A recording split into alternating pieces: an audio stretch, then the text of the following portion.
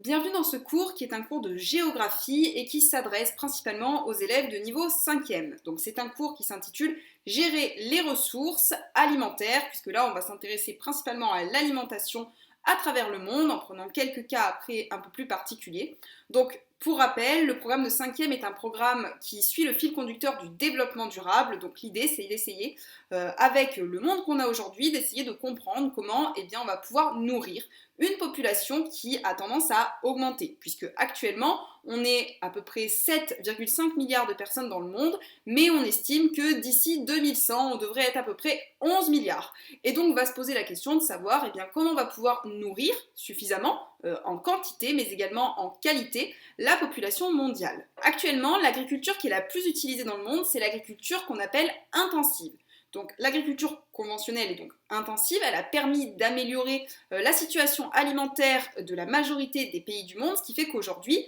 il n'y a plus que 10% de la population mondiale qui continue à souffrir de la faim. Cela reste quand même un chiffre très important et beaucoup trop. À partir du moment où il y a des personnes qui souffrent de la faim dans le monde, c'est déjà trop, mais ça reste très inférieur avec par exemple les taux qu'on pouvait connaître au cours du Moyen-Âge où on avait des famines assez récurrentes. Donc là, on a réussi grâce à cette agriculture intensive à faire en sorte que la population ne souffre plus de la faim. Malheureusement, cette agriculture intensive, elle est faite à base de pesticides, d'engrais et de produits chimiques, et que ces produits ont dénaturé les sols et ont également des impacts aujourd'hui sur la santé des hommes, des plantes évidemment, des animaux, mais également du coup des hommes, puisque les hommes se nourrissent justement de ces plantes et de ces animaux. Et on a de nouvelles formes d'agriculture qui se développent, telles que l'agriculture biologique. Malheureusement, les terres biologiques ne sont pas encore assez nombreuses, sachant qu'il faut, pour convertir une terre qui était une agriculture conventionnelle et intensive en agriculture biologique, à peu près 3 ans, ce qui nécessite donc que les agriculteurs qui veulent se convertir au bio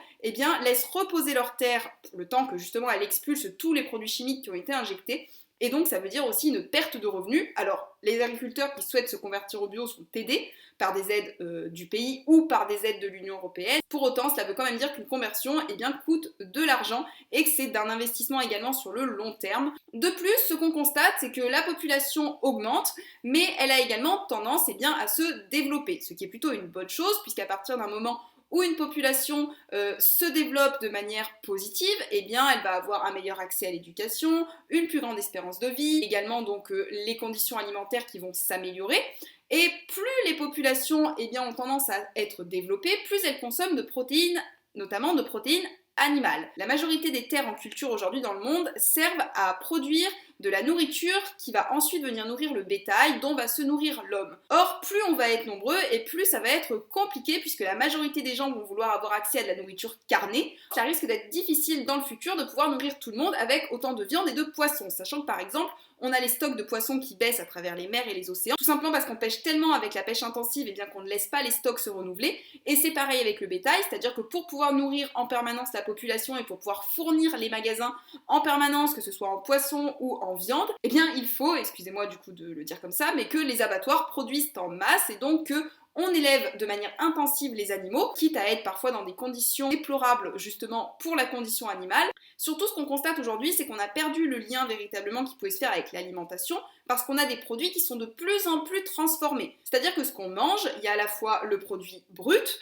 comme par exemple la céréale ou par exemple la matière animale, est tellement enrichi avec des additifs qui permettent de les conserver, on finit nous aussi, êtres humains, à ingérer des produits pour pouvoir les conserver de plus en plus longtemps. On a des produits qui sont enrichis en sucre, en gras, donc ça aussi, au niveau de toutes les maladies qui peuvent être liées à l'alimentation, ça ne va pas non plus en s'arrangeant. Donc aujourd'hui, le modèle alimentaire qu'on a mis en place dans les années 50 a effectivement permis de produire suffisamment de nourriture en quantité, mais on est en train de se rendre compte que ça n'est pas toujours de la nourriture qui est qualitative et qu'il faudrait justement essayer de faire en sorte d'avoir une nourriture un peu plus diversifiée et équilibrée, sachant que par exemple si on reprend les années même avant la Seconde Guerre mondiale, on avait une population qui se nourrissait certes effectivement de produits carnés, mais également de produits céréaliers, et que les protéines n'étaient pas toujours associées à de la viande ou du poisson. On avait aussi par exemple des légumineuses, qu'on avait également des céréales. Voilà, donc là l'idée c'est d'essayer aujourd'hui de comprendre qu'il faut pouvoir trouver un équilibre alimentaire en adoptant une alimentation qui serait plus de l'ordre peut-être du flexitarisme, c'est-à-dire d'avoir de temps en temps de la viande, de temps en temps du poisson, de temps en temps des céréales. On est en train d'essayer justement de revenir sur ce modèle alimentaire pour essayer de trouver quelque chose qui puisse être à la fois quantitatif mais également qualitatif, parce qu'on s'est rendu compte qu'il ne suffit pas de nourrir la population en quantité, il faut également pouvoir la nourrir en qualité. Alors pour faire un petit focus justement sur l'agriculture intensive, je prends le cas ici du Brésil qui va nous servir d'étude de cas. Donc une étude de cas, c'est une étude précise d'un lieu qui va nous permettre à comprendre un peu comment fonctionne le modèle. Pour vous donner un ordre d'idée, le Brésil c'est 250 millions d'habitants, sachant qu'en France on est 67 millions, et ça correspond en termes de surface à peu près à 17 fois la France. Donc c'est quand même un géant démographique, donc en termes de population, mais également un géant agricole, puisqu'une majorité des terres du Brésil sont mises en culture. Sachant que le Brésil produit énormément de cultures, comme par exemple le café, l'orange, le sucre, de la viande bovine, de la volaille et du soja, qui va servir à nourrir le bétail, qu'ils vont ensuite envoyer à l'étranger. C'est-à-dire qu'une grande partie des terres du Brésil sont dévolues à l'exportation. Et ce sont des terres sur lesquelles on va produire en quantité, puisque l'avantage des pesticides et des produits chimiques, c'est qu'on peut sur une même terre produire une fois, deux fois, trois fois dans l'année, au lieu de se limiter à une seule fois. Mais par contre, on va avoir donc ces terres qui sont majoritairement polluées. Et l'objectif, c'est de fournir toujours plus de rendement. Donc le rendement, c'est la production pour pouvoir l'exporter et donc pour pouvoir aussi s'enrichir. Le problème, c'est qu'au Brésil, il y avait une grande partie de la population qui était assez pauvre, voire très très pauvre, et qui souffrait donc de problèmes alimentaires. Surtout qu'on a beaucoup de personnes qui travaillent dans l'agriculture, mais qui pratiquent une petite agriculture familiale, donc c'est-à-dire qui est destinée en fait à la consommation soit très très locale, soit à leur propre consommation. Et vous aviez par contre de très grands producteurs qui, eux, avaient ces agricultures intensives destinées à l'exportation. Ce qui fait que vous en aviez qui s'enrichissaient et d'autres qui ne s'enrichissaient pas. Et vous aviez à peu près 43% des terres qui étaient détenues par 1% des propriétaires terriens. Du coup, le problème qui se posait au Brésil, c'est que certes c'est un géant agricole, mais la population locale ne profitait pas forcément des productions puisque c'était surtout pour l'étranger. Pour essayer de lutter contre ces problèmes de famine, en 2003, l'État brésilien a lancé un programme qui s'appelle Faim Zéro et dont l'objectif était de permettre aux enfants d'avoir un repas gratuit tous les midis à la cantine, de donner également une aide financière aux familles les plus pauvres pour qu'elles envoient justement leurs enfants à l'école, parce que le fait d'aller à l'école et d'avoir un accès à l'éducation peut permettre à la personne, grâce à l'éducation, d'avoir ensuite une meilleure vie plus tard. Et il y avait également des promesses du gouvernement d'acheter à des petits producteurs locaux pour qu'ils puissent justement essayer de vivre. Alors, ce programme a eu des avantages, puisqu'il a permis quand même à 20 millions de Brésiliens de sortir de la pauvreté alimentaire, mais pour autant, ça ne veut pas dire qu'au Brésil, il n'y a plus du tout de personnes qui souffrent de la faim. Et surtout, on constate que dans les pays d'Amérique du Sud, on a aussi beaucoup de personnes qui ont des maladies telles que l'obésité, tout simplement parce que la nourriture est certes suffisante en quantité, mais qu'elle n'est pas forcément qualitative et qu'elle est associée également à d'autres maladies sur lesquelles je reviendrai après. Autre problème qui se pose au Brésil, c'est que le modèle brésilien qui a été choisi, c'est-à-dire cette agriculture intensive, c'est pas un modèle qui est forcément durable dans le temps, puisque ça détruit les terres et aussi parce que ça a tendance à détruire la forêt amazonienne. Puisque les grands exploitants de terres agricoles ont tendance à essayer de grignoter l'Amazonie en mettant notamment le feu à certaines portions pour essayer d'agrandir leurs terres agricoles et donc d'en récupérer. Et l'État brésilien a tendance à le cautionner également. Le problème, c'est que l'Amazonie, c'est un des poumons verts de la planète, et bien on augmente la température de la Terre et donc cela crée des bouleversements liés au changement climatique, que la température terrestre n'est plus régulée et donc dans le temps, eh bien, ce modèle qui tend à réduire la forêt amazonienne risque de poser des problèmes plus globaux. C'est-à-dire qu'en voulant nourrir la population, on risque de tuer la population en détruisant les terres. Si je reviens plus largement sur l'alimentation planétaire, on constate quand même que les pays qui sont situés dans l'hémisphère nord souffrent majoritairement beaucoup moins de la faim, FAIM, que les pays qui sont situés dans l'hémisphère sud, tout simplement parce que plus une population est développée, plus elle a accès également à des ressources, et moins elle l'est, et moins elle a accès à des ressources. Donc on constate, si on regarde justement cette carte, que les pays qui apparaissent en couleur jaune et jaune clair sont des pays où il y a une insuffisance alimentaire, c'est-à-dire qu'une grande partie des personnes souffrent de sous-alimentation, donc ils n'ont pas assez de nourriture en quantité. C'est logique puisque malgré les progrès alimentaires et l'agriculture intensive, on a quand même encore aujourd'hui à peu près 750 millions de personnes qui souffrent de la faim, donc à peu près 10% de la planète, ce qui reste beaucoup. Donc on a deux types de problématiques qui peuvent se développer liées à l'alimentation, c'est ce qu'on appelle donc la sous-nutrition, qui est liée cette fois à un manque de nourriture en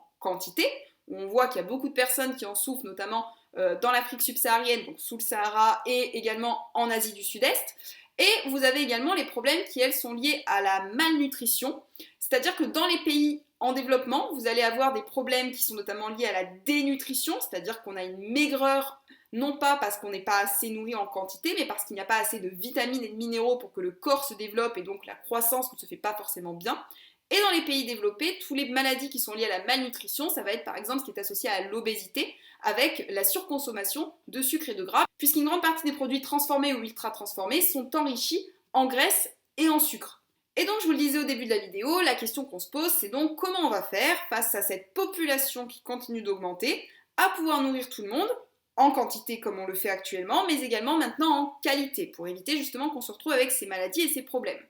On constate donc que l'agriculture intensive commence à arriver à ses limites, et on essaye d'opérer des transitions vers une agriculture plus biologique et plus durable dans le temps. Aujourd'hui, on essaye d'encourager les producteurs à se convertir au bio. Mais on est sur une conversion qui est lente, tout simplement parce que ça coûte de l'argent de la convertir. L'agriculture biologique, qu'est-ce que c'est? C'est une agriculture qui est pratiquée sans pesticides, sans traitement chimique, et qui se fait également dans le respect des savoir-faire traditionnels, des animaux. On va avoir des labels qui vont nous permettre d'identifier l'agriculture biologique, tels que AB, donc agriculture biologique, des campagnes publicitaires qui incitent les gouvernements et les consommateurs à consommer bio. Alors c'est souvent une agriculture qui coûte plus d'argent aux consommateurs à l'achat, tout simplement parce qu'il va falloir rétribuer les petits producteurs, parce que c'est une agriculture qui est plus coûteuse en production. Si on regarde le graphique suivant, on voit quand même que les terres biologiques ont tendance à augmenter si on prend juste ici le cas de la France. Pour autant, si tout le monde voulait se nourrir en bio aujourd'hui en France, ce ne serait pas encore possible puisqu'on n'a pas encore suffisamment de terres. Et il faut espérer donc que dans les années à venir, une partie des terres pourront être converties en agriculture biologique pour pouvoir nourrir un petit peu mieux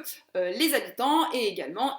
faire en sorte que les sols ne soient plus complètement pollués par les produits. Dans les pays qui, eux, sont situés dans l'hémisphère nord, qui sont des pays développés, on constate qu'on a d'autres problèmes. On a notamment des problèmes qui sont liés à tout ce qui concerne le gaspillage alimentaire, parce qu'on a tendance à surconsommer, voire à surproduire. Donc on a des surplus de nourriture qui finissent en grande partie dans les poubelles. On estime donc aujourd'hui qu'il y a à peu près 1,3 milliard de tonnes d'aliments qui sont jetés par an, ce qui concerne à peu près un quart de la production globale. Donc la valeur du gaspillage, non seulement elle est estimée à un coût très important, puisque c'est de l'ordre d'à peu près 750 milliards d'euros gaspillés, mais surtout d'après la FAO, qui est donc l'Organisation des Nations Unies pour l'alimentation et l'agriculture, on aurait à peu près 54% du gaspillage qui serait réalisé en amont, c'est-à-dire lors de la production, de la récolte, du traitement et du triage. En gros, vous avez votre terre,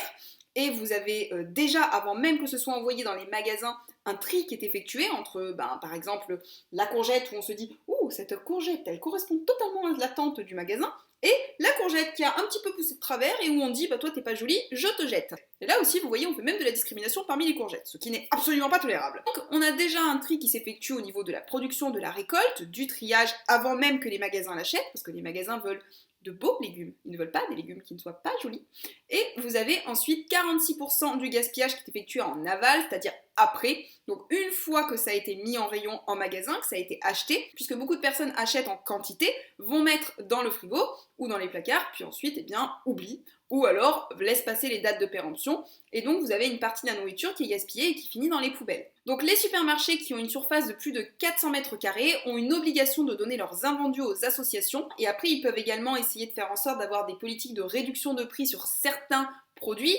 On a par exemple des campagnes qui sont réalisées comme celle-ci par exemple, où on voit une tomate qui est abîmée mais qui dit pourquoi vous m'aimez pas, vous me trouvez pas jolie, pourquoi vous m'achetez pas, je suis comme les autres, je suis tout aussi bonne, achetez-moi s'il vous plaît. Voilà, des campagnes qui essayent de faire comprendre également stop au gaspillage, on n'en perd pas une miette, on finit son assiette. Alors c'est pas pour être en train de vous dire attention, gavez-vous, mangez tout ce qu'il y a dans votre assiette si vous n'aimez pas, mais peut-être ne prenez tout simplement pas si jamais vous n'en voulez pas. Essayez d'écouter votre faim, de ne pas forcément avoir les yeux plus gros que le ventre et ensuite de vous retrouver à jeter une partie de la nourriture. Voilà, donc on essaye de faire en sorte de limiter le gaspillage, il y a de plus en plus de sensibilisation qui est faite auprès des familles, des écoles, des élèves, de l'État, mais ça reste quand même quelque chose qui pour le moment reste un fléau mondial, au même titre que la mal et la sous-nutrition, le gaspillage alimentaire reste encore considérable. Le problème étant surtout qu'au niveau juridique, la redistribution alimentaire étant liée également à des mesures sanitaires, il faut faire également en sorte que les produits n'impactent pas ensuite les personnes. Donc ça peut être assez compliqué à mettre en œuvre. Voilà, j'en ai terminé pour cette vidéo. Je sais qu'elle était un peu longue, mais j'espère avoir été suffisamment claire.